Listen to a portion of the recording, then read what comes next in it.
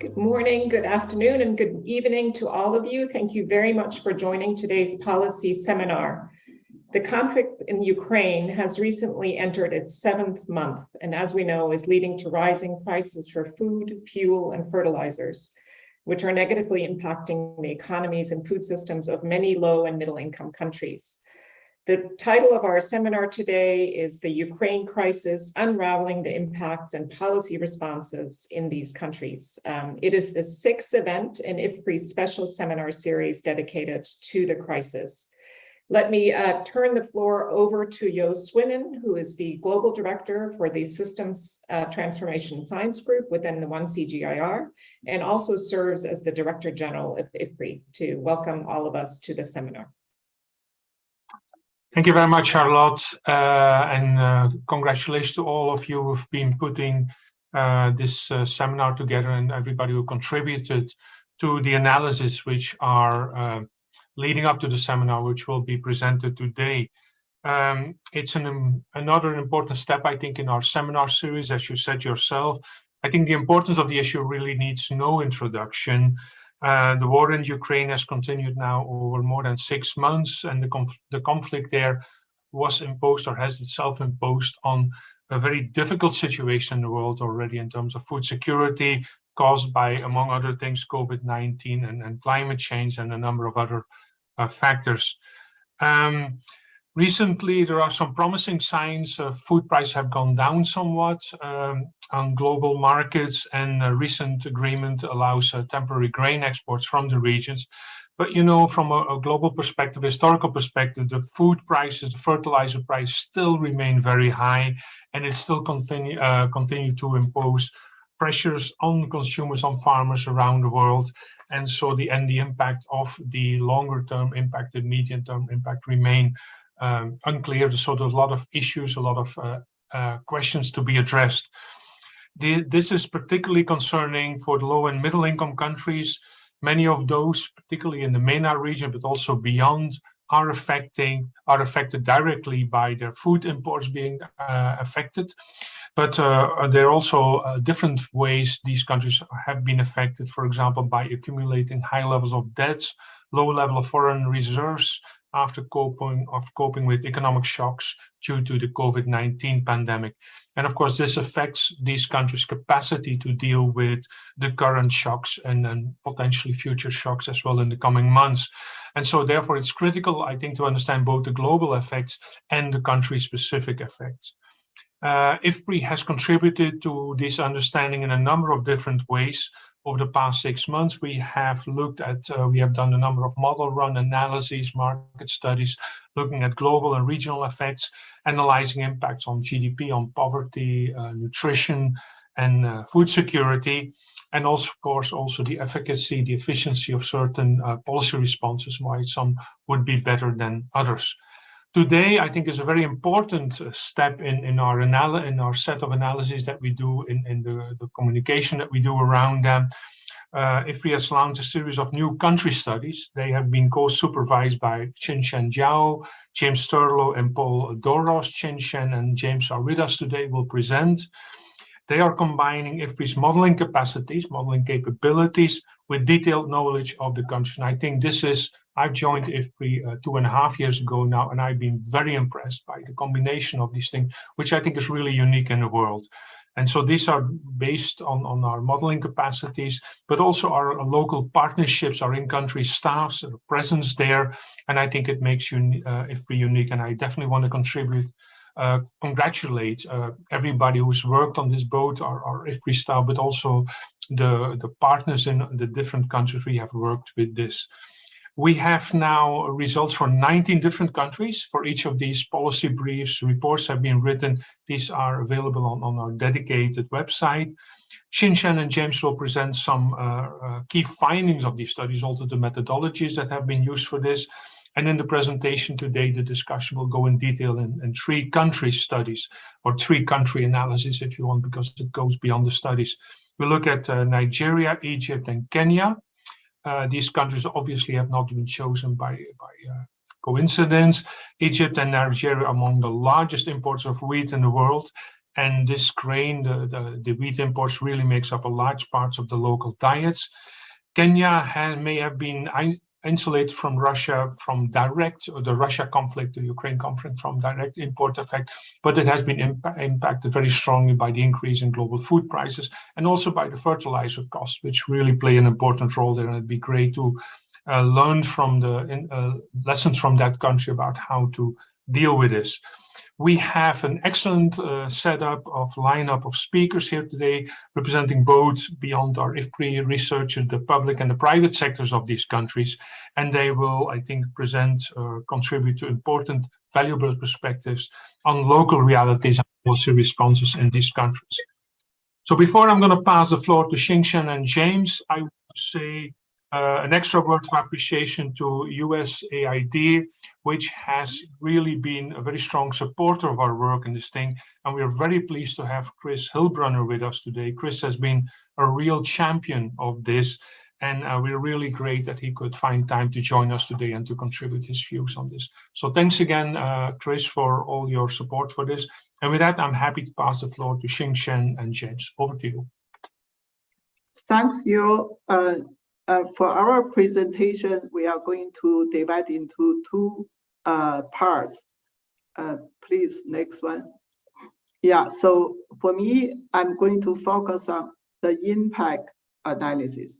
So means impact analysis means we are not going to take into account a policy response. So in this way, we can isolate it, the impact from the policy response that can mitigate this kind of impact. Also, the analysis is based on the world prices at the peak. So like you all said, so recently some prices start to fall. However, most of important prices are still remain at a high. For example, fertilizer still is at a level 50% above last year, June. So basically, we model the increase of prices in the period between June 2021 and April 2022. So the chart basically shows the major commodities we are going to consider in our analysis as a shock to the whole system. So the blue part of the bar actually is the price before, the increased price before the war. The right part actually is mainly due to the war. And the diamond dot basically tells us where the price is now. So you can see still, most of them still remain high. So we have done, like you say, we have done the country level analysis for 19 countries. So the analysis is done by using IFPRI's RENAPR model. RENAPR model is an economy-wide model that captures the entire agri-food system and the even broader economy. More importantly, this impact from economy-wide impact from products, from sector, from income, from employment will actually track to the household level. So we have a micro simulation module embodied in the economy-wide model. So in next slide, I'm going to focus on the impact at the household level. So we'll highlight the economy-wide agri-food system impact only later in the summary. So this slide gave us 3 indicators we use to assess the impact at the household level. They are poverty, hunger, and the diet. So we put all 19 countries in this slide. It looks very dense, but advantage for putting all of the countries together is immediately we see the impact varied across countries. There's no like a single important impact actually for all the countries. That's the first things we can see. Moreover, for the impact, we further decompose into 3 major prices. Food prices, which represented by the red color, fertilizer blue, fuel prices gray. 3 together give us the length of a percentage point change. And we also report the absolute number of people who are affected by crisis. So the second thing we can see, not only there's a variation cross country, but also in terms of variation of different shocks and the driver of the change. So for some countries, food prices play more important role. For some countries, maybe fertilizer play more important role. Bearing this variation heterogeneity in mind, we see two common trends. First thing is, among these 19 countries, all countries are negatively affected. There are countries, they are actually fertilizer exporter like Egypt, but still they are negative effect. Another thing we can say is from left to right, the impact of the food prices start to increase. Means food prices become more important for diet, quality, and the fuel prices become less impact. Next slide. So like I said, we also consider the impact on agri-food system. We don't have time to talk about it. Our country, 3 country people will dive into this issue. And also from this 3 pie chart, we see what I emphasize, and fertilizer prices play important role for poverty, hunger, while food price plays most important role for diet quality deterioration. You already mentioned we have 19 countries policy brief. Here we put the link there. Next, James is going to talk about policy impact, policy analysis. Thanks, Xinshen. So the next, we're going to transition to looking at the effectiveness of different policy responses in offsetting or reducing the size of those impacts that Xinshen has just presented. We look at 5 broad policy options or intervention areas. The first one we call food tax relief. And in this scenario, we eliminate any import tariffs, VAT, or other taxes that are on the main affected food products. So that's wheat and wheat flour, oil seeds, and edible oils. In some countries where those taxes are already quite small, or some of these food products already zero rated, we end up subsidizing the consumption of these affected foods. In the second scenario, we look at fertilizer subsidies. And again, we're going to eliminate any taxes on imported or domestic fertilizers. But in many cases, we find ourselves increasing the size of an existing subsidy that exists on fertilizer. And the goal here is to offset the effects of rising fertilizer costs that may cause fertilizer use and crop productivity to decline. The third scenario are interventions aimed at improving fertilizer use efficiency on the farm, such as by providing farmers with improved farmer advisory services. The goal here is to reduce fertilizer wastage on the farm so that farmers can minimize any decline in production that might be caused by rising fertilizer costs or a declining quantity of fertilizer being used. The fourth intervention is about improving efficiency in fertilizer supply chains beyond the farm.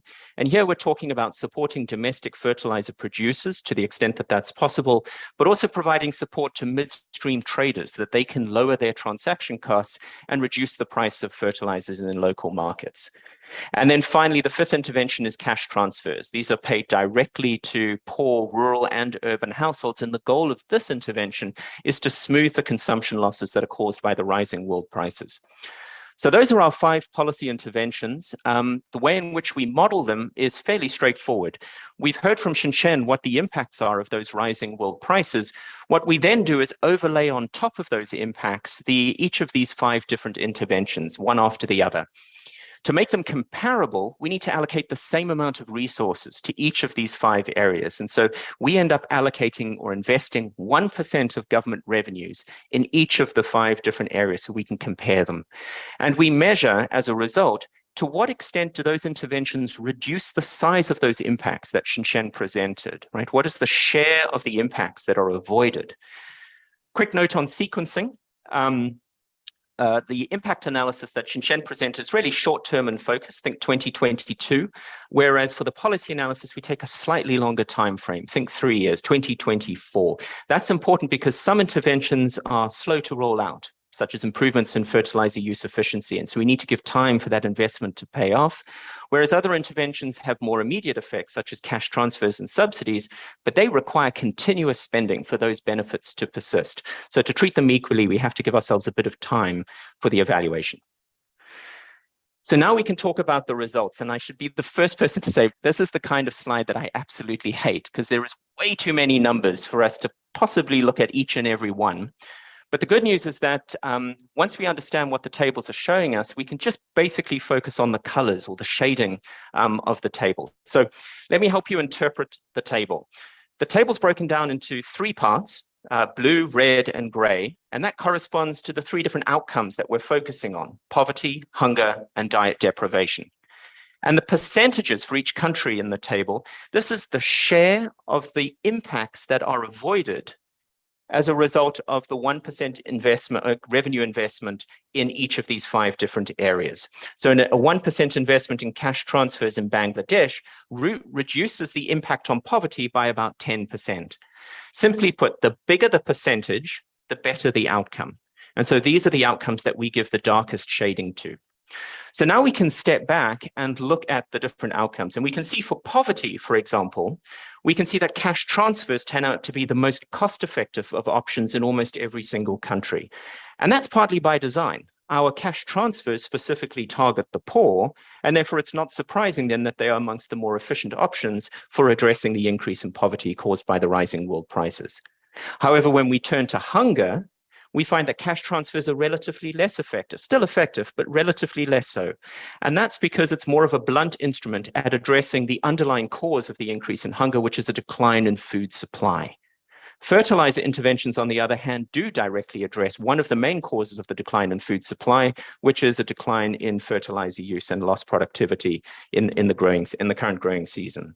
And so it turns out to be, these fertilizer interventions turn out to be more effective, relatively so, than they were for poverty. Finally, for diet deprivation, this negative impact is mainly caused by rising prices for edible oils, which are a key component of the added fats food group that sits within the Eat Lancet Healthy Diet. And so cash transfers, for example, is even further removed from addressing that driver of this outcome, whereas food tax relief directly addresses the price of those most affected products. And so it turns out to be relatively more effective alongside with fertilizer interventions. So just to summarize, there's a lot of information, and more detailed slides will be made available on the websites that Xinshen flagged. But what we are seeing across countries is that all policy options are effective, at least to some degree, in offsetting the poverty and food security impacts. But what we can definitely see is that there is no single policy that is the most cost-effective in addressing all 3 outcomes that we have looked at. And even when we look at a specific outcome, it's often that there is no single policy across countries that is the most effective. And that tells us that the most appropriate set of priorities is going to be very country specific. And that's one of the reasons why we want to dig more deeply into the 3 countries that are the focus for today's session. If we were to stretch and say, what is a generalization that we can see across countries, we would say that our results are suggesting that cash transfers, fertilizer use efficiency, and investments in fertilizer supply chains are generally more effective than, say, in food and fertilizer subsidies.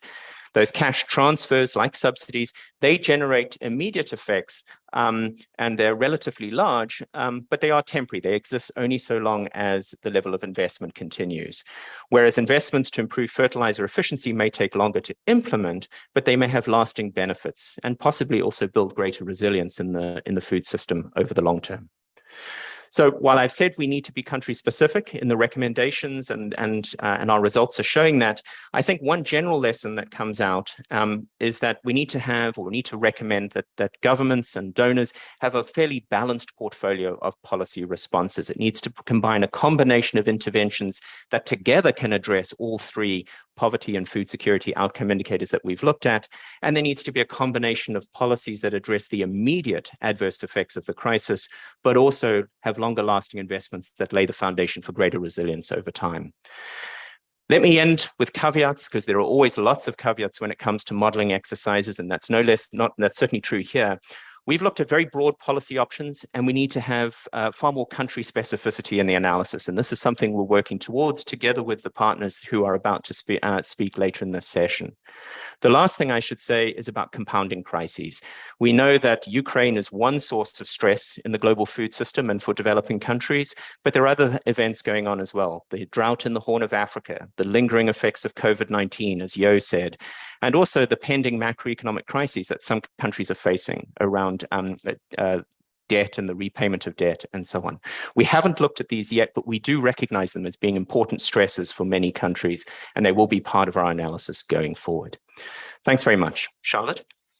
Thank you so much, James and Shinshen, for that overview of both the impact analysis as well as the investigation of which policies might be relatively more effective at reducing the impact. I'm sure we're going to have a lot of questions, and we will be moving at the end of the presentations to a Q&A session. So please, our audience, be sure to submit your questions.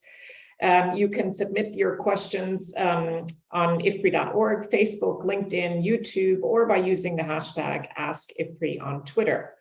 We're now moving, as James indicated, to a sort of a deeper dive on 3 specific countries. And we're kicking off with Nigeria, where we will have a colleague from IFPRI, Bedru Balani, do the introduction, presenting some of the results that have come out of this work, and then in turn introducing a speaker from the policymaking community as well as a private sector representative to speak. Before I hand over to you, Bedru, I just also want to mention that this work was done in collaboration with 2 one CGIAR research initiatives, the one on foresight and modeling, and one on national policies and strategies. And of course, all of the IFPRI country offices, as IFPRI DG Joost Winnen has indicated, were also very much involved in this work. So let's have you kick us off for Nigeria, Bedru. Thank you very much, Charlotte. So just for the benefit of our external audience, let me briefly say on what the country of specifically the IFPRI Nigeria is doing in Nigeria.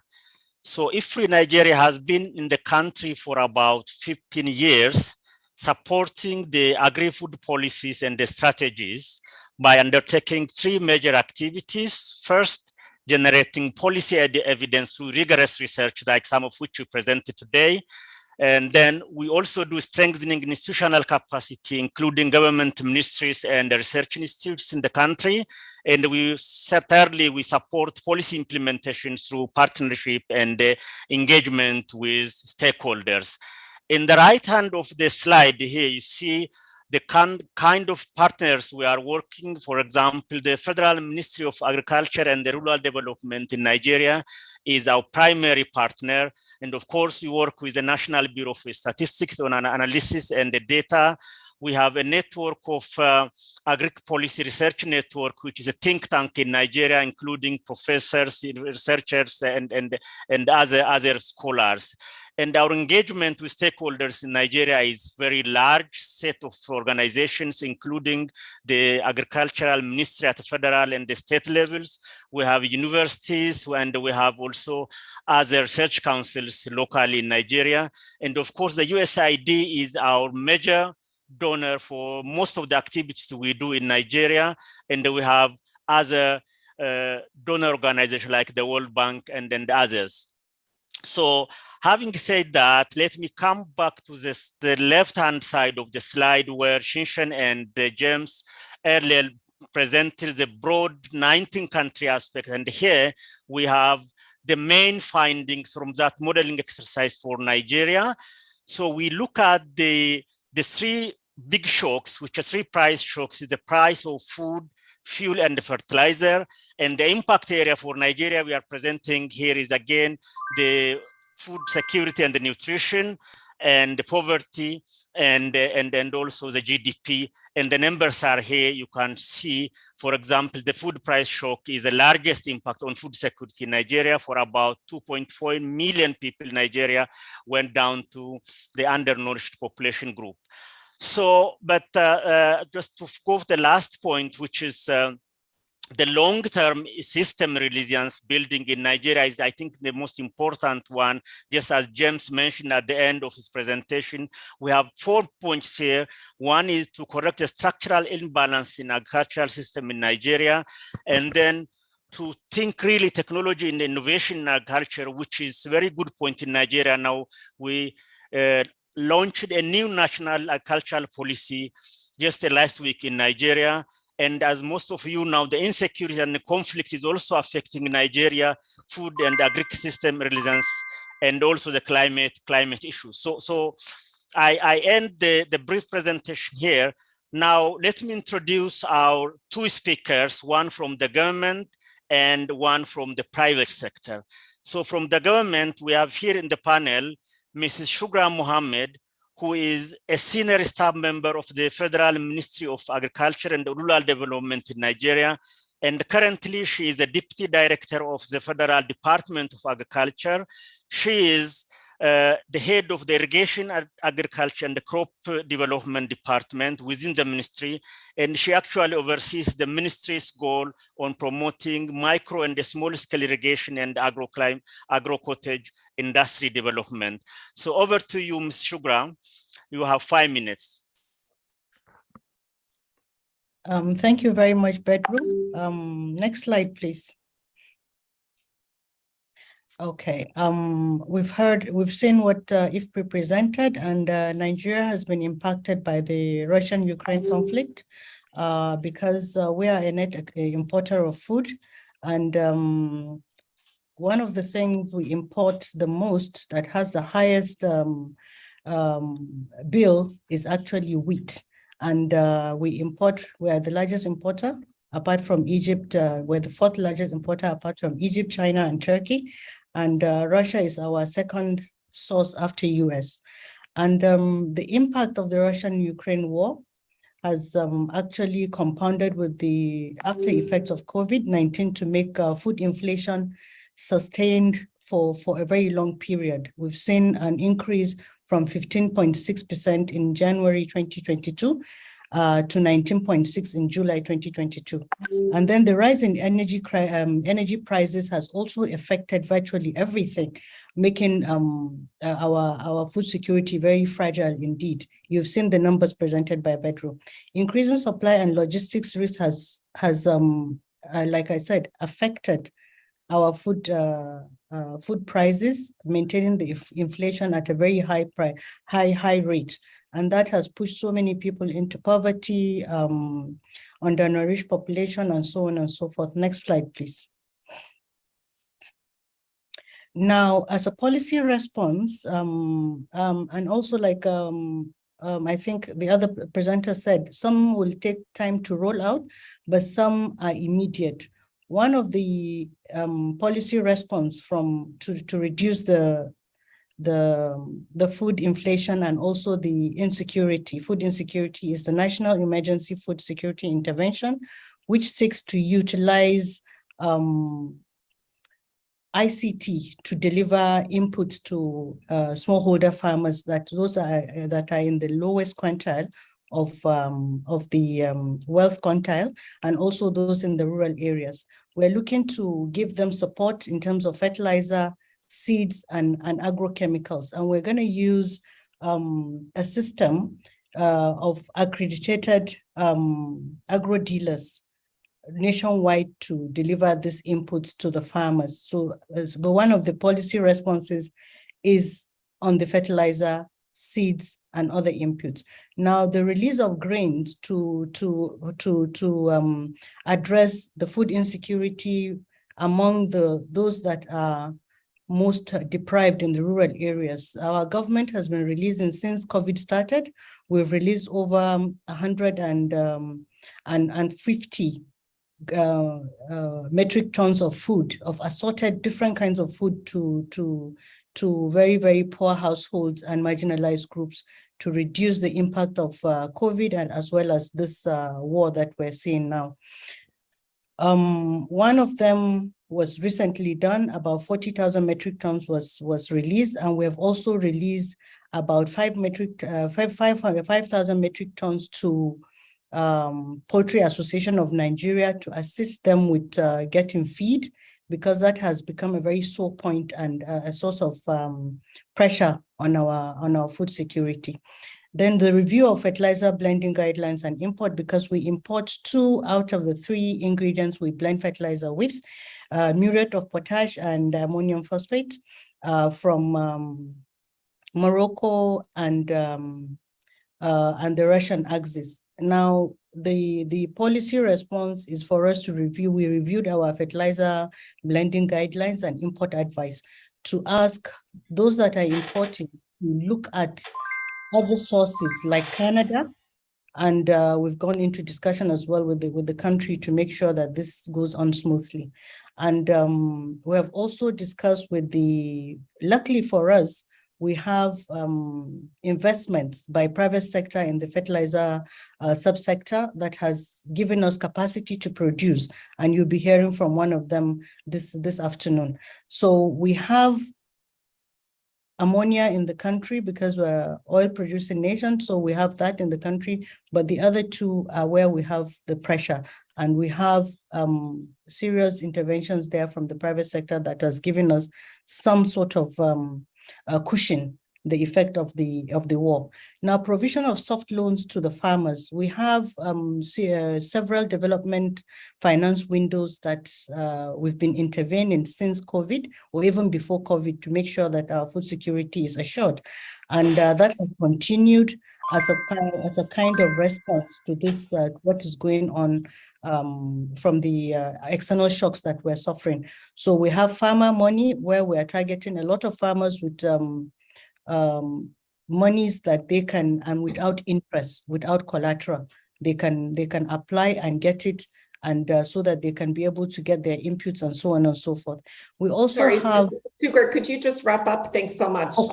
Okay, launch of the agricultural technology and innovation policy was done last week. That is also looking at technology, knowledge, and extension as well as funding. Thank you very much. Thank you very much, Ms.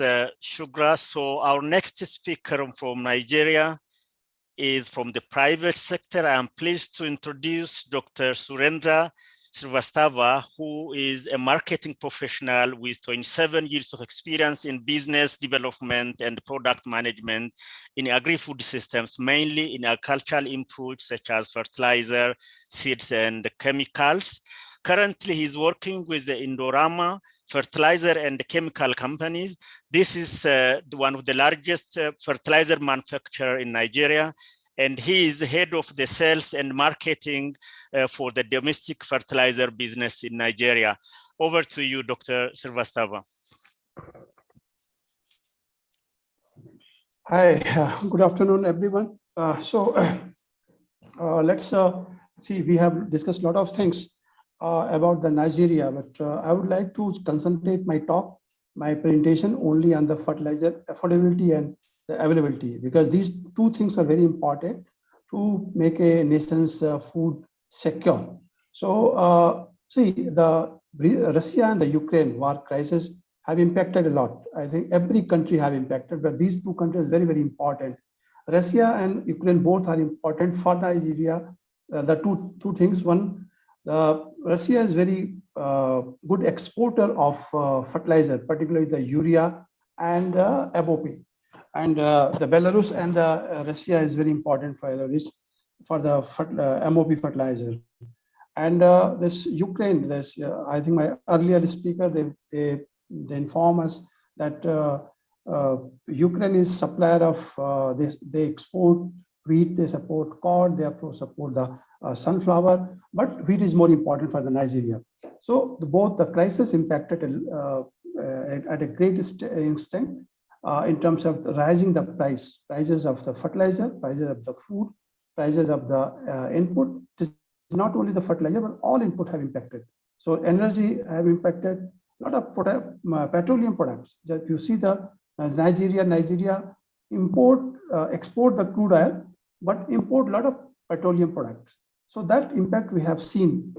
We have recently concluded this season, this wet season recently concluded, and we clearly observe this impact is at a very great extent. How it is impacted, just I wanted to elaborate it. As far as the fertilizer availability is concerned, there are two things. Nigeria consume urea and the blended fertilizer NPK. Because of this crisis of DAP and the other two ingredients, DAP and potash, import was not possible, and when it is imported, it was too late. So the one is the NPK was not available earlier state, and when it is imported, but at a very high cost, the cost which is not at all affordable. Similarly, for the urea cost is also high, because interestingly we know the urea prices is what at one point of time it was touching about $1,000 per metric ton. So availability is one thing, and affordability. Because of all these things, the farmers are not able to afford this high cost of fertilizer. One bag of the urea is costing currently, it is for the 22,000 naira per bag, that is local currency. And similarly for the NPK, blended NPK 20-10-10 and 15-15, that also cost is very high. So it's the this both and both the input means urea and NPK have a very great contribution in the raising the yield. So overall, the consumption of fertilizer in Nigeria is going to reduce at least by 40%, 30 to 40%. The overall consumption of fertilizer is going to impact. Earlier, the last year, the consumption of fertilizer was about 2.2 million. But this year we are expecting about it will hardly cross 1 million, both urea and NPK. So ultimately, and this will impact on the food production as well as the food insecurity in the country. And just for the example, the farmers are not able to afford these fertilizers.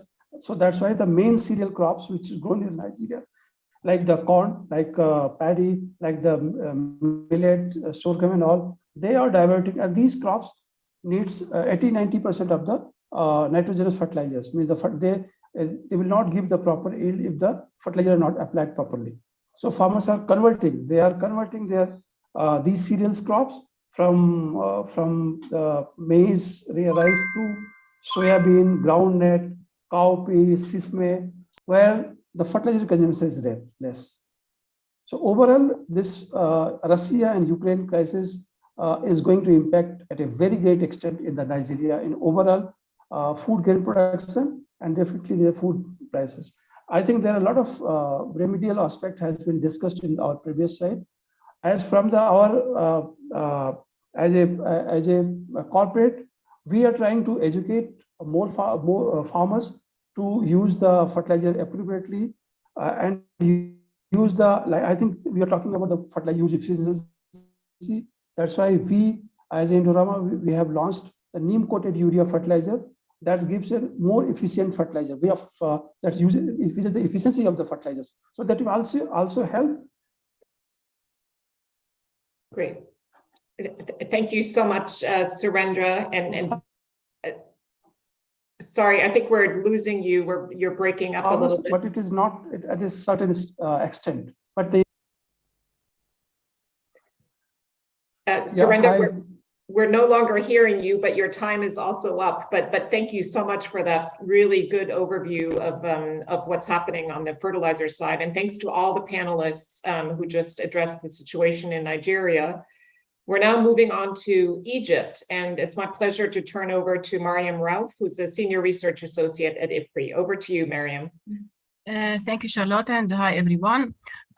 Egypt country office has been established since like 6 years ago, and we have established very strong partnerships with many country partners like the Ministry of Planning and Economic Development, Ministry of Agriculture, the CAPAS, and the Institute of National Planning. We have supported our partners with modeling scenarios and evidence and policy support. And we have also many stakeholders, like we have many relations with our donors, like USAID, World Bank, the Cairo University, European Union, FAO, and we have good relation also with the private sector, like the Federation of Egyptian Industries, like specifically the Food Industries Chamber. Moving to the results of our modeling work on the impact of Ukraine war on Egypt. We've also consulted our country partners and discussed the assumptions with the experts, the assumptions for the model, and listened also to their feedback on the model. For the modeling results, we can see that the food price shock represents the largest impact on poverty and food security in Egypt, as Egypt is, as you all know, that it's the largest wheat importer, and it is known of its high food import dependence.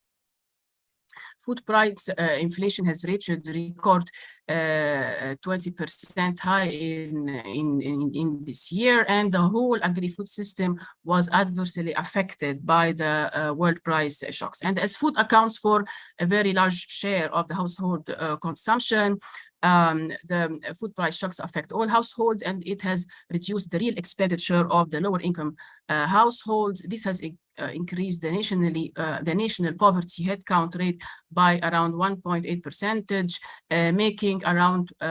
making more additional 1.8 million poor people. And also, wheat and bread represent a major source for the calories, especially for the poorer households. And the rising food prices are also the most important factor for worsening the diet quality. This has caused 18% of people to become deprived, like 2.2 million people that have become undernourished. The fertilizer price shocks also has caused several disruption, especially in the national agri-food system, because the rising fertilizer prices can cause, some farmers can reduce their use of this input, and this can lead to lower agricultural production and higher prices for also many other local grown crops. There are many challenges that can affect the agri-food system in Egypt, like, for example, as we mentioned, the high food imports dependence. Also, the government offers a very large share of the budget towards the food subsidies. The higher fertilizer and fuel prices, both of them, and because they are used as inputs, they can affect the agricultural production and the irrigated system in Egypt. And the way forward in our study, because the government has intervened with many policy measures, we would like to assess the government policy options that were implemented to mitigate impacts on households, especially the rural people. It's also my pleasure to introduce two panelists for Egypt. The first one is Dr. Fadi Abdelradi, who will focus more on the government policy response. Dr. Fadi is an associate professor at Cairo University and also the Institute of National Planning. Over to you, Fadi. Thank you, Mariam, very much. Next slide, please. So here I would like to give you an overview about the fertilizer market in Egypt with some statistics. So in terms of production, we have 6 million tons of nitrogen fertilizers, where half of them is being exported, while phosphate fertilizers, we produce like 2 million tons, and a quarter of it is being exported. And the exports orientation, of course, impacts on the market market fundamentals. So it has its own effects on the causing spikes in the fertilizer market prices in the last 2 years. In response to that, the government has taken some measures and have their own policy options that are being discussed nowadays. Some of those are using pharma cards, so linking the fertilizer, subsidized fertilizers to the farmers, where a farmer could receive like 2 bags of urea or 3 bags of nitrate or nashada, depending on the type of nitrogen fertilizer to be received by the farmers. Yet the farmers would, since they are more interested in a fertilizer that benefits them more, they get the ones that stays and technically stays in the soil for longer periods, so it impacts their productivity. The second type of measures that they use is more control on the procurement mechanism of wheat, especially. So farmers who receive subsidized fertilizers, they should show some kind of receipts to the silos where they deliver the quantities that the government has announced, with a minimum of 12 ardabs, for example, which is a local weighing unit. And in this case, the government as well is imposing or committing the fertilizer companies to sell their shares in the local market to make it more stable and to avoid these spikes. So they are asking, for example, the fertilizer companies to commit to the 55% of their production to be sold for the subsidized fertilizers, and an additional 10%, for example, for the to be sold of their production to be sold in the free market. One last policy option that is being discussed nowadays is the freeing of the fertilizer market of the subsidy of the subsidized quantities, and make it like cash transfers to overcome the inefficiencies resulting from the existing system. And as was presented in the by James, that the cash transfers are more efficient than the other systems. So thank you very much, and over to you, Mariam. Thank you, Fadi. Let me now introduce Mr. Mahmoud El-Basyouni, who is an executive director at the Food Industry Chamber in the Federation of Egyptian Industries, and he will give us like the perspective of the private sector on the implications of the Ukraine war in Egypt. Over to you, Mr. Mahmoud.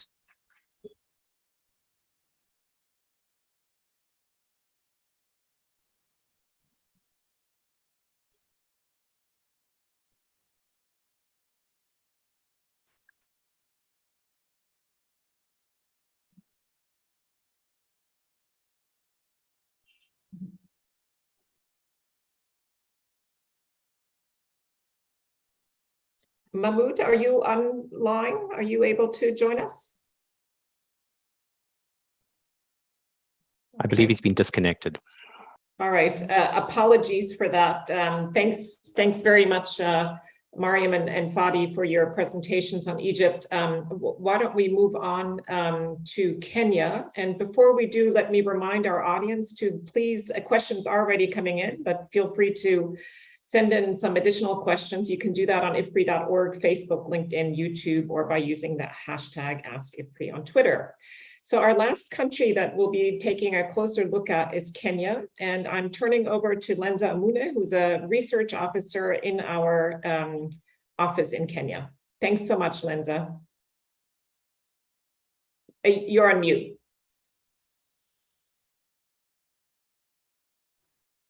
Thank you so much, Charlotte, and hi, everyone. For Kenya country case, I'll narrow down to the study. And for this particular study, Kenya, we partnered with so many local institutions. Amongst them is Kenya Institute of Public Policy Research and Analysis, IFPRI. We had also Ministry of Agriculture. We had Kenya National Bureau of Statistics. We had also CALRO, among other institutions. But for this study, the stakeholder engagement involved the community of policy practice workshop that we had a discussion on the assumptions and the scenario for the study. We also had policy consultations with the Ministry of Agriculture, particularly on fertilizer policies. We also did some public dissemination seminar jointly with IFPRI. So let me go to the headline results on the left panel. For this particular study, we find that fertilizer price shock has the largest impact on poverty and food security, and also disrupts agri-food system. Now, for instance, for the fertilizer price shock, the poor population increased by 680,000 individuals. We also know that given the impact, there is worsening of diets and thereby increasing the undernourished population by 550,000. Going by the results, we find that the agri-food system GDP drops by $230 million US. Not to mention, but a few. We also realize that food price shock also has a large impact on food security, as poor population increase by 450,000 individuals. Now, onto the introduction. Allow me to introduce Kenya's representative. I'll start with the government representative, Mr. Peter Owoko, who is a public servant with over 28 years of experience in various capacity within government. He is currently the head of policy coordination and acting director at Agriculture Policy Research and Regulations Division at the State Department for Crop and Development Research within the Ministry of Agriculture. Now, currently, Mr. Peter is involved in policy review, research and development, and also actively participate in legal reforms, or particular in development of legal drafting instructions. Over to you, Mr. Peter Owoko. Thank you very much, Lensa. And good morning, good evening, everybody. Next slide, please. As a background, generally, we didn't have a very good performance in the year 2021, but as early as March this year, food prices for food commodities started rising rapidly, and maize and wheat stocks became very low, to the extent that we were not able to address the normal requirement. Usually underperformance is met by importation from around the region, and the arrangement in the East African community allows easy movement of food commodities, particularly the staple food commodity where maize is key to Kenya from the neighboring countries. But this time the supplies became a little bit low. Therefore, imports had to come from as far as other COMESA country, including Zambia and as far as Malawi. This all made sure that the prices of food remained high, which is not normal at such times of the year because it's usually just immediately after the harvest. In that case, there had to be a government intervention in order to make sure that food is still accessible. Now, the key interventions which were put in place included the food tax relief, where duty on free imports, particularly for yellow maize. Yellow maize was targeted so that more yellow maize could be brought in to release white maize, which is usually used for human consumption, so that we can use more yellow maize to produce livestock feed. And because of the high prices of white maize, the prices for food, for feed, livestock feed was also largely high, affecting prices of key commodities like eggs, milk, and even poultry. So for white maize, there's an arrangement to reduce duty, particularly targeting 540,000 metric tons, so that we can have more supplies into the country, and further suspension of other tariffs to enhance inflows, largely from the East African community and COMESA region. Then finally, because of the sustained high prices, there was an effort to subsidize the flour, which is a major food commodity, largely to enhance access of food commodity by urban dwellers. You realize that the population living in the rural area may have alternative food items like cassava, sweet potato, which is not largely available in the urban region. Fertilizer prices also increased a little bit too high beyond the reach of most farmers. Actually, it increased by over 120%. And this affected planting activities, which normally take place around March, February every year. Therefore, the government had to subsidize fertilizer. And the most feasible way of doing it at that time was to bring in fertilizer and distribute it so that farmers can get it at almost half the price. Also supported in terms of fertilizer for the main commodities like tea, coffee. the subsectors were allowed to import so that they can easily facilitate access by farmers at slightly lower prices than what the market price would be.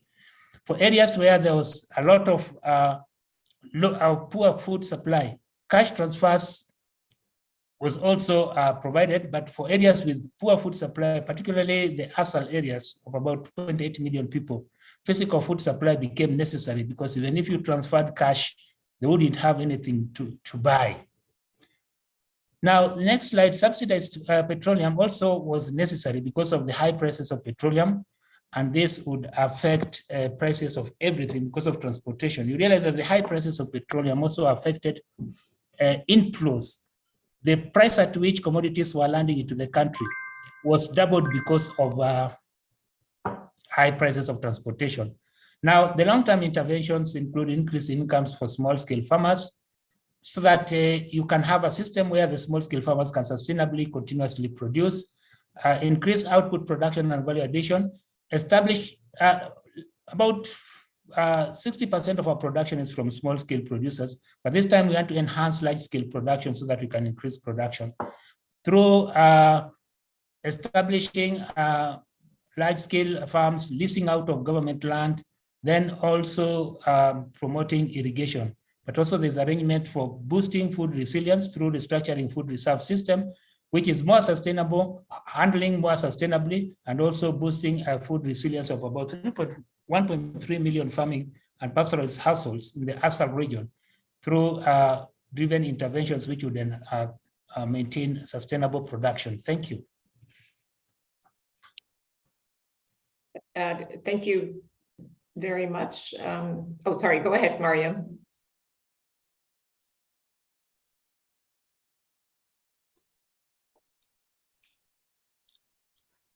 This is Lensa. Oh, sorry, Lensa. Yes. I got a bit lost there. So, are we? We're wrapping up now for Kenya, correct? Yes, we are in the second representative from private sector, Mr. Anthony Kioko, who is an agribusiness expert with a private sector experience spanning over 20 years. Most of it is gained while working with the rural-based communities of smallholder farmers in East Africa. He also has a vast experience in managing private sector engagement initiatives. And also currently, Anthony serves as the Chief Executive Officer of the Cereal Growers Association in Kenya. Anthony serves on several boards, is a council member of Agriculture Sector Network, and also a member of several agriculture sector technical working groups. Over to you, Mr. Anthony. Thank you, Lenza. Glad to be here. And let me start by making my comments and make two quick observations. The first one is that the Ukraine crisis really just made our bad situation worse. We would all be aware that COVID-19 pandemic had been happening for a while and the prices of fertilizer and fuel had been going up.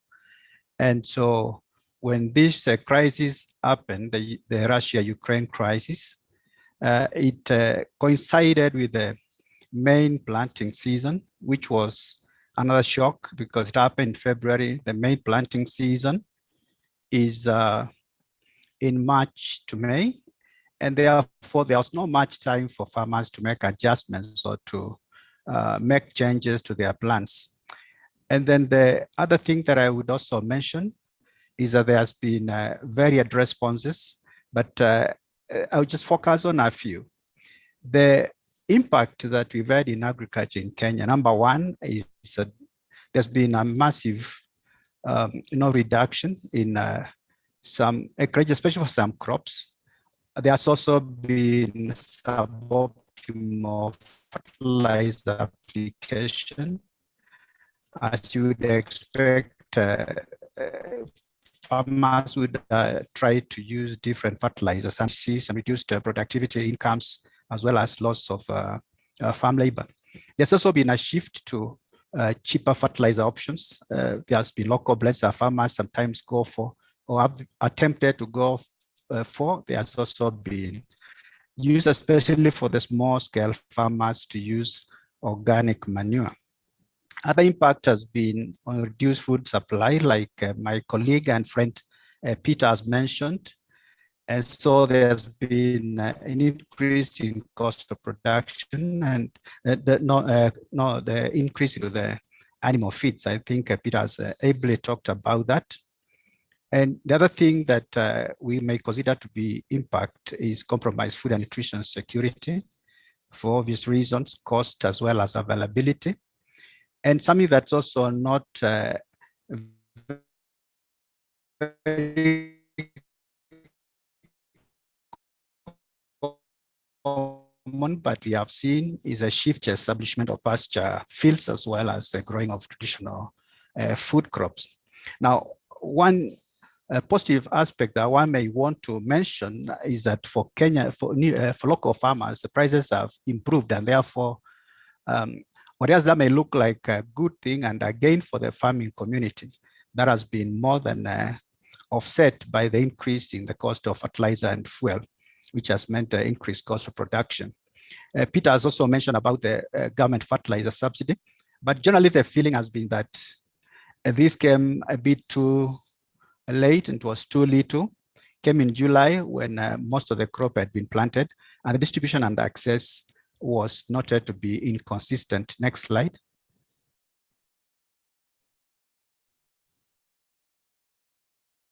So looking into the future, one of the things that this pandemic, including the crisis now that we are in, has taught us and challenged us as players in the Kenyan agri-food system is to work towards self-sufficiency to the greatest extent possible.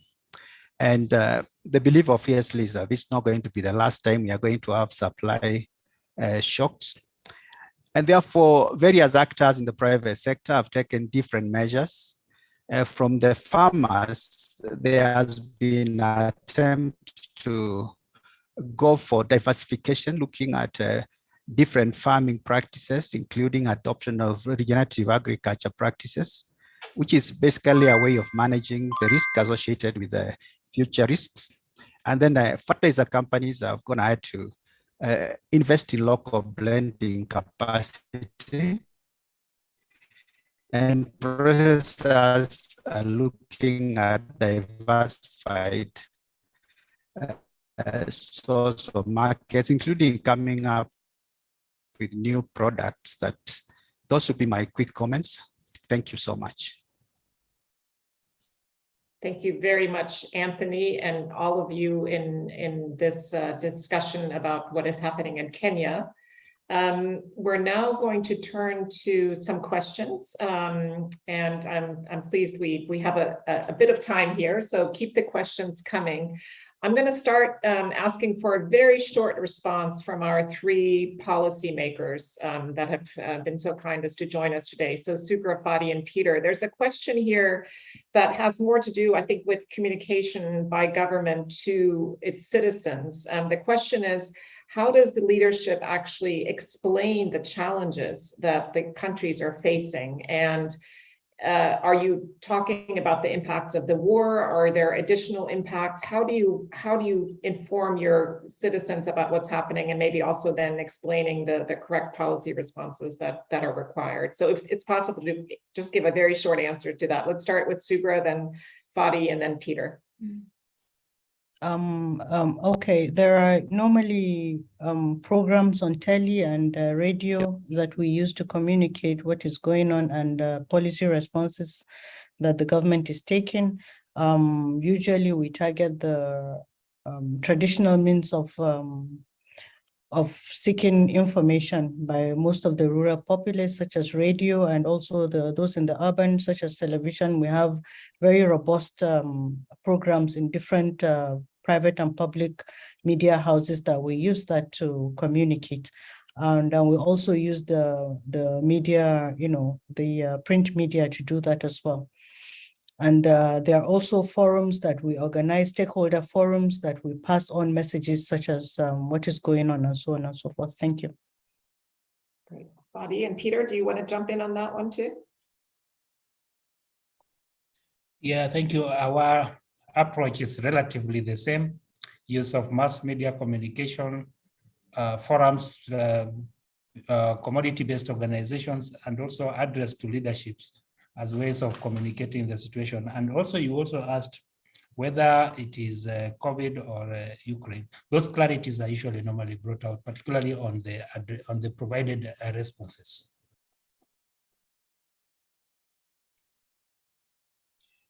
Charlotte, yes, similarly, the same is here. So all kinds of communication. So through mass media, through specialized TV channels, or directly with the interest parties. So meetings with them, and directly contacting with either development agencies or officials or agricultural cooperatives, which are the main contact or focal point to reach out for the rural people. Thank you. Great, thanks for those insights. Surender from Indorama, a question here, I think a really important question. We know, of course, that Nigeria is now a quite important producer and exporter of nitrogenous fertilizers.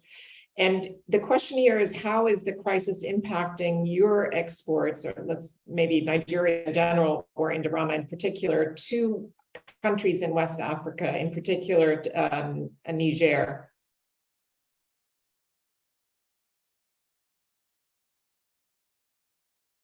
You're on mute.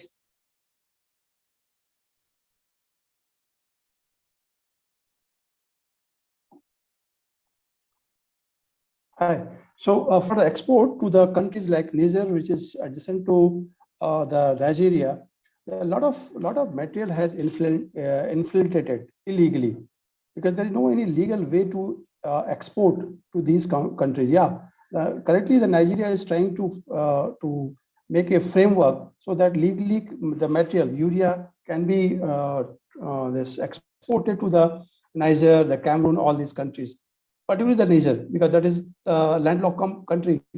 But there are a few states which is very close to the Nigeria, and the material is moving. But yeah, we are trying to liaison with the government and to make a proper framework so that legally the urea can be exported to this country. Great, thanks, Surender. Again, Nigeria playing a very important role in that region. James, there's a few questions about modeling here, and I think you actually referred to this in your presentation. So there's a question from a university student in Tehran who's wondering how can countries deal with the food crisis, also considering the droughts and floods that have occurred. And I think you spoke to this issue of, how can we model multiple shocks occurring in countries? And the same question is asked by somebody else. In a way, what trade-offs are made when countries attempt to mitigate the possible food security due to the current multiple shocks?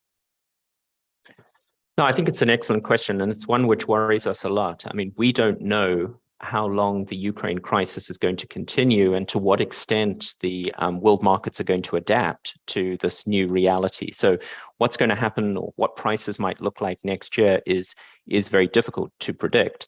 In the absence of concurrent shocks like droughts and other macroeconomic crises that countries are facing, already the balancing between those spending your scarce resources within government resources on short-term measures to deal with the food crisis today, but also laying the foundation for investments that lay the foundation in long-term resilience for next year and beyond, that trade-off would already be very complicated.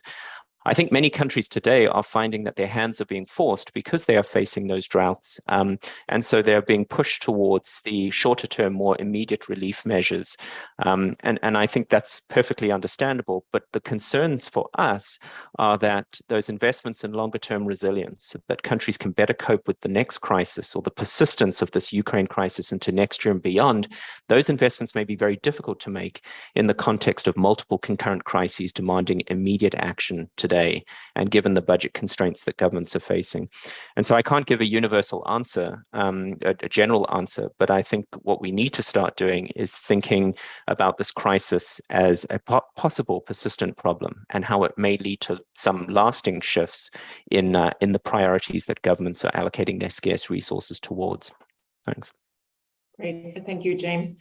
And here's a question that I'm going to direct to Anthony Kyoko. It comes from Derek Hetty at IFPRI, who writes that 2008 also saw dire poverty predictions, but post-crisis studies found that higher food prices actually reduced poverty. And of course, we know from the long period of complaints about subsidies by developed countries driving down international food commodity prices, that hurt farmers in developing countries. So how do we sort of square the circle? What do you believe? Do you think in some cases, perhaps for more competitive farmers, they actually might see positive impacts of high food prices?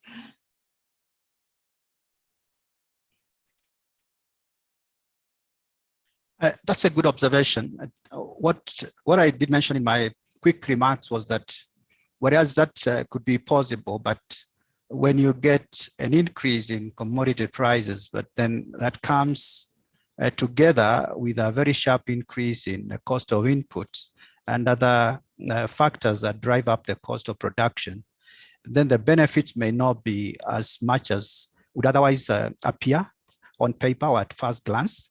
And therefore, especially when you think of the resource poor farmers, the smallholder farmers, who are the majority, the improvement in their performance or in their incomes may not be as much. But probably there is some truth in the fact that some of the larger, more efficient growers may benefit.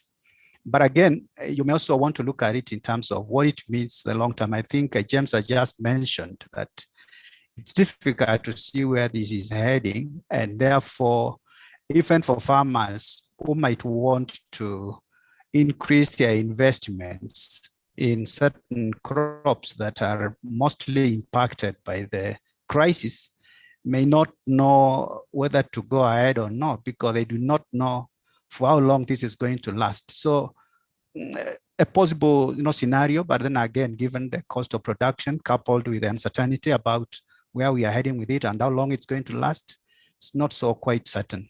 Thank you. Thanks, Anthony. Shinshen, there's a question from an anonymous questioner who's raising a very important point.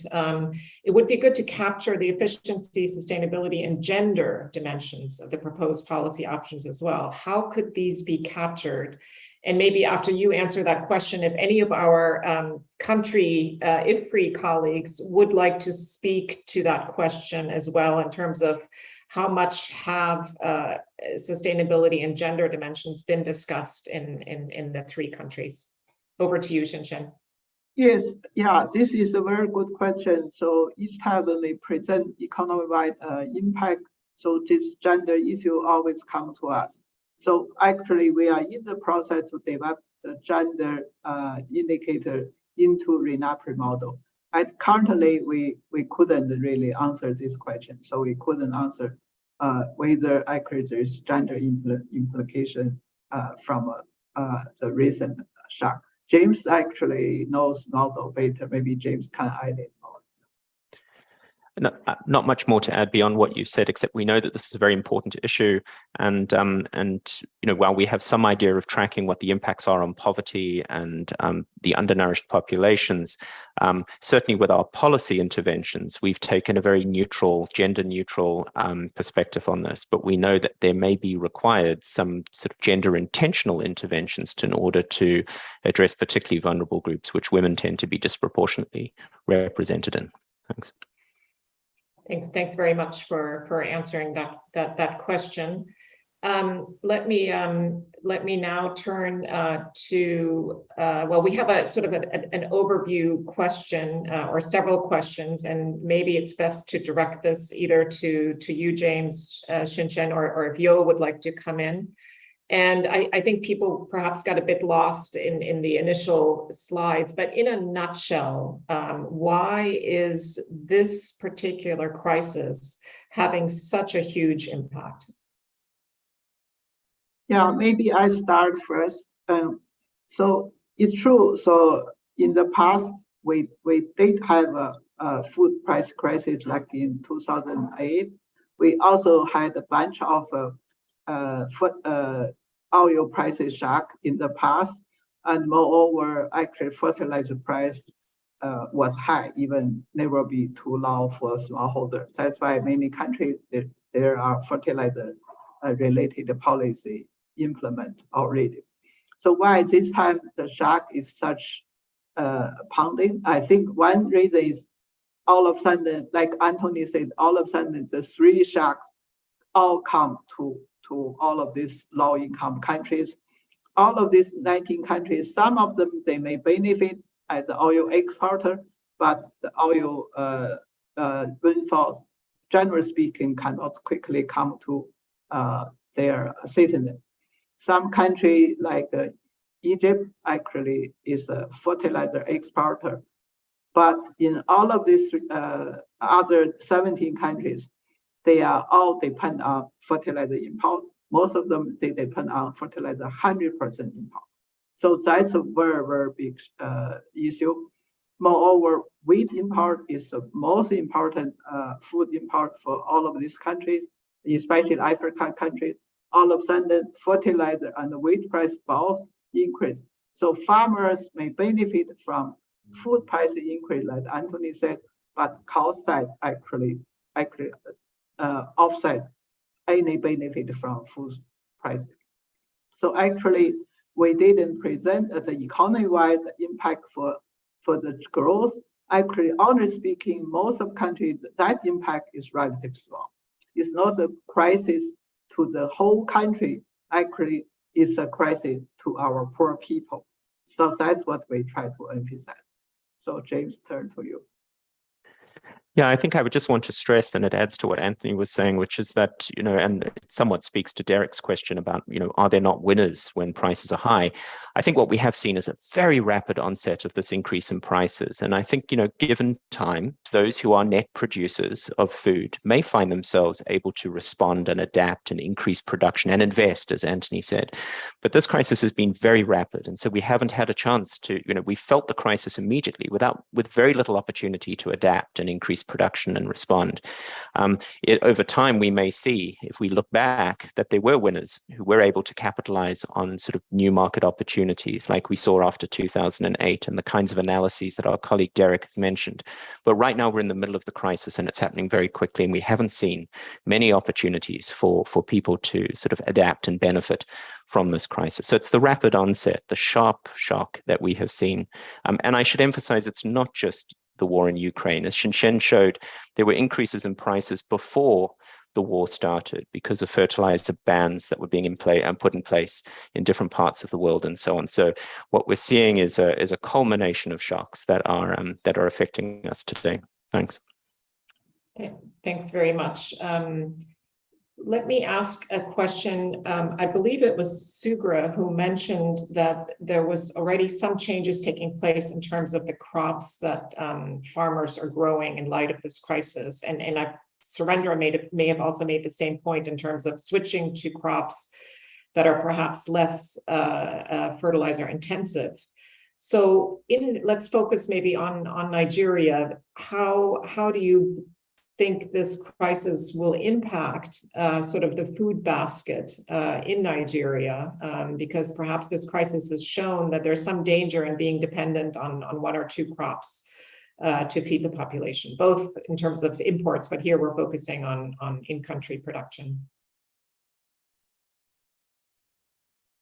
Yes, well, luckily for us, we have a lot of staples.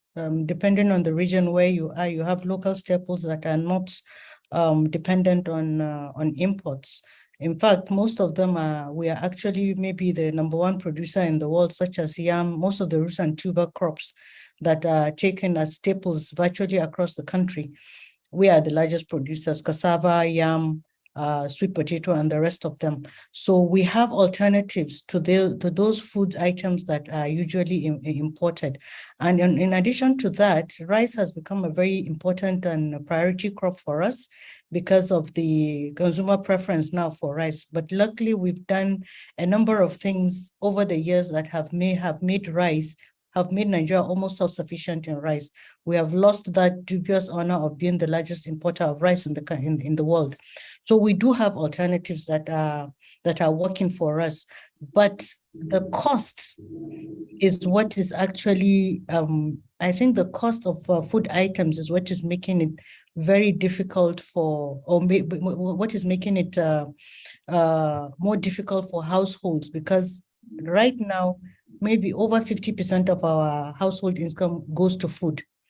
And that is because of also the logistics risk that we are facing. You know that we produce oil, but we import refined products. And that is where the problem has been hitting us very, very badly. But we do have alternatives, and especially in the rural areas, they can have other food stuff.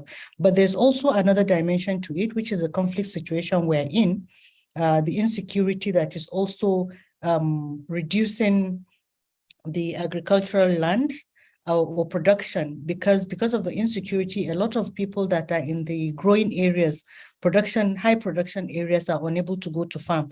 And that is also putting another layer of pressure on our own fragile situation, as it were.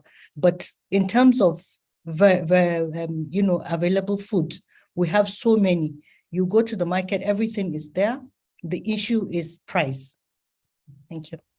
Thank you, Sugar. While you're up on the screen, I believe you could also perhaps tell us, go back to the gender question, because I think Nigeria has taken a really strong kind of gender approach to your government programs. Maybe just in a very short intervention on that would be great.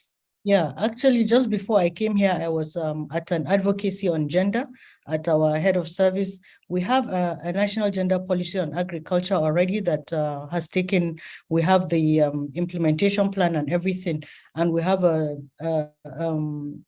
steering committee that has drawn members from public sector, private sector, non-governmental organizations, and so on and so forth. So for us, gender has been mainstreamed into agriculture, and we're working with partners that have they are very, very gender conscious and sensitive. So every intervention we make, the affirmative action is right there in it. Gender is integrated, but the demand side issues of poverty of women, lack of education and so on, is what is making it a bit difficult sometimes for women to engage profitably with the various interventions that we have. But we go out of our way, we do positive discrimination to make sure that women are really given a share in whatever we're doing. The response where we're going to give inputs and so on and so forth is going to target women especially, and young people, and also even people with disability that can participate in agricultural activity. Great, thank you. Thank you very much, Sugra. Let me follow up maybe with Mariam and Lenza. Would you like to say anything from the perspective of Egypt and Kenya about this question of growing alternative crops or substituting perhaps flours for wheat flour, and what are the challenges and what is happening in those two countries? Yes, I can start. For Egypt, because Egypt is a very large importer of wheat.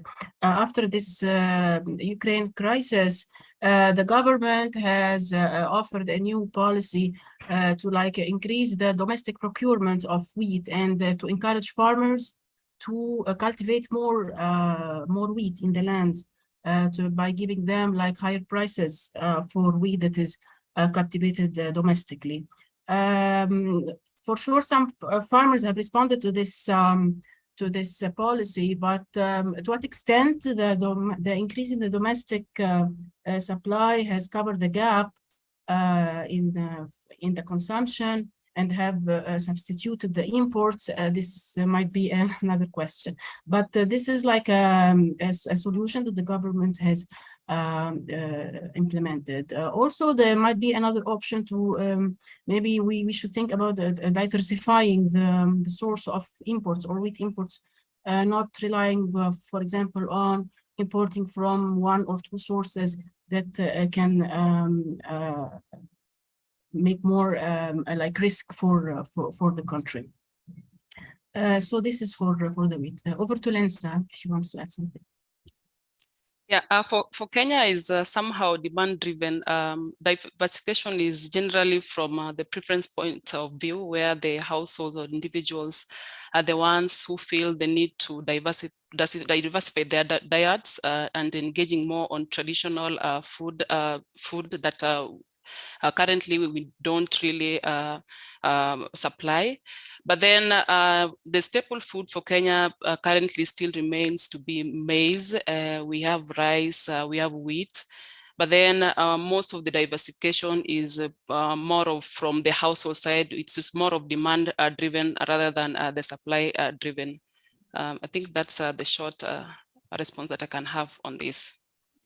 Thanks very much, Lenza and Mariam. We're now moving to some closing remarks. It's been a really rich discussion. Many thanks to all of the persons who've submitted questions, and I'm sorry we couldn't get through all of them. Chris Hilbrunner serves as the Division Chief of the Analysis and Learning Office of Policy Analysis and Engagement within the Bureau for Resilience and Food Security at USAID. And it's a great pleasure for us to have you with us today, Chris. And I turn the floor over to you for a difficult task. I think some closing remarks and maybe some key takeaways as far as USAID is concerned from all of these very rich presentations. Over to you, Chris. Thank you, Charlotte. And thank you to my fellow panelists, both on the IFPRI side and country level partners. I think this was a really interesting unpacking of what is a large and complex analysis, but bringing it down to the specific country level in Egypt, Nigeria, and Kenya, and really digging into some of the key implications that we're all looking at. So a big thank you. I think this is critical work and work that has, in addition to, I hope, driving the conversation at the country level, has certainly been influential within USAID as we think about how we respond. So there are, I think, three main themes that I would like to highlight. And I think these are all themes that have come up in the conversation today. And they're also, I think, just generally important aspects of the work that we've been discussing. The first is this unpacking of drivers and really starting to understand that although much of the public dialogue has really focused on increases in food prices, that really we're looking at this more complex set of shocks with high fertilizer prices, with high fuel prices, in addition to some of the other previous shocks that the current crisis is building on. And so I think bringing this nuanced understanding of the drivers, I think, has really added a lot to the discussion about how we collectively respond, but also helps to really inform our thinking about how things might evolve in the future. The second piece is the focus on country analysis. I think, as my fellow speakers have really commented on today, not only are the drivers different across different countries, but there are important contextual differences that really change how impacts play out at the country level and what kind of responses are going to be most effective.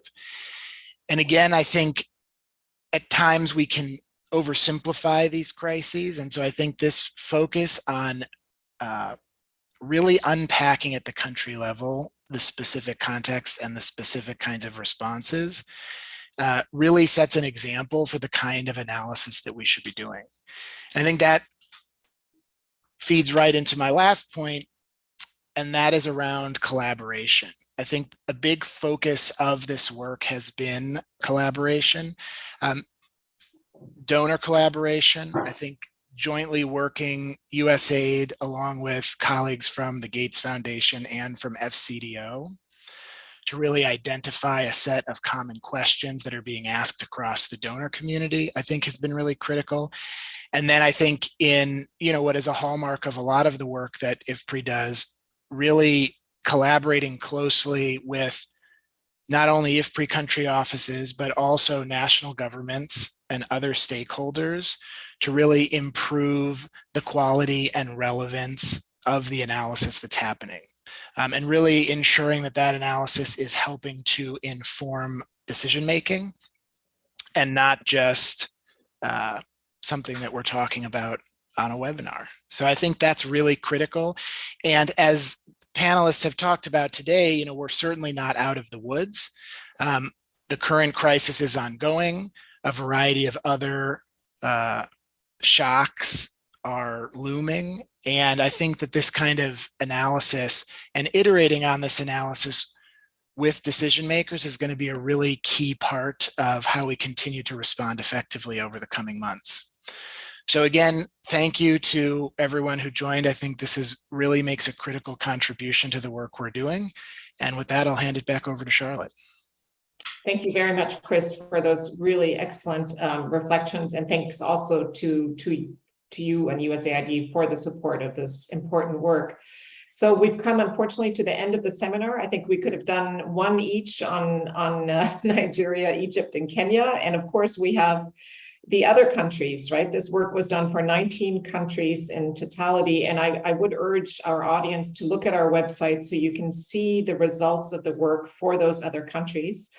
And a big thanks really to all of the speakers. It's really fantastic. I think we've seen the sort of impact that our country offices have, those very close relationships with policymakers and other actors in your countries. And we're so grateful to all of you for having joined us. And I wish all of you a very nice rest of your day or evening, wherever you may be. Thanks so much. Bye-bye. Thank you. Thank you. Bye. Thank you.